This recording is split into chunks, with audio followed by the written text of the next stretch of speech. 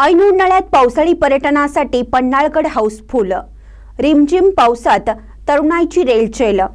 ऐन उन्हाळ्यात पावसाळी पर्यटनासाठी पन्हाळगड हाऊसफुल झाला असून शनिवारी रविवारी सुट्टी काढून हौशी पर्यटकांनी गडकोट फुलून गेला आहे। सोसाट्याचा वारा, दाट धुके आणि रिमझिम पावसात तरुणाई पावसाळी पर्यटनाचा मनमुराद आनंद घेताना दिसून येत आहे। कोल्हापूर पासून अवघ्या 20 किलोमीटर अंतरावर आणि सर्वसामान्य खिशाला परवडणाऱ्या पन्हाळ्याला पर्यटक आवर्जून भेट देतात। पण सध्या सर्वत्र मान्सूनपूर्व पावसाने आपला मुक्काम पन्हाळ्यासह परिसरात ठोकला आहे। त्यामुळे अगदी ऐन मे महिन्यात पावसाळ्याचा मोसम तयार झाला आहे। येथील 4 दरवाजातून आल्या येथील सेल्फी पॉइंट वीरशिवा काशीद पुतळा येथे भेट देत जकात नाक्याच्या येथे प्रवासी कराची पावती फाडून पर्यटक पन्हाळ्यात एंट्री करत आहेत। आल्यास येथील निसर्गरम्य वातावरणाने खरंच आपण पन्हाळ्याला आल्याचे पैसे फिटले असा भाव पर्यटक व्यक्त करत आहेत। 3 दरवाजा, अंधारबाव व दोन्ही मधील असलेल्या तटबंदीच्या ठिकाणी पर्यटकांची मोठी गर्दी झाली आहे।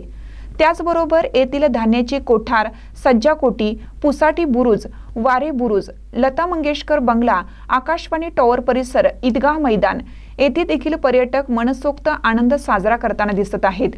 काही पर्यटक वाहनाने तर काही जण गाडी लावून अशा वातावरणात पायी पावसात भिजून तटबंदीवरून फिरताना दिसत आहेत। अनेक जण या स्वर्गाच्या आविष्काराचे दृश्य आपल्या कॅमेऱ्यात कैद करण्यासाठी फोटो सेक्शन, सेल्फी व्हिडिओ काढताना पर्यटक अक्षरशः मग्न झाले आहेत। अशा थंडगार वातावरणात गरमागरम झुणका भाकर, कोल्हापुरी मिसळ, वडापाव, पावभाजी, रगडा, भेलपुरी, शेवपुरी, चहा, कॉफी याचा मनसोक्त आस्वाद पर्यटक घेत आहेत।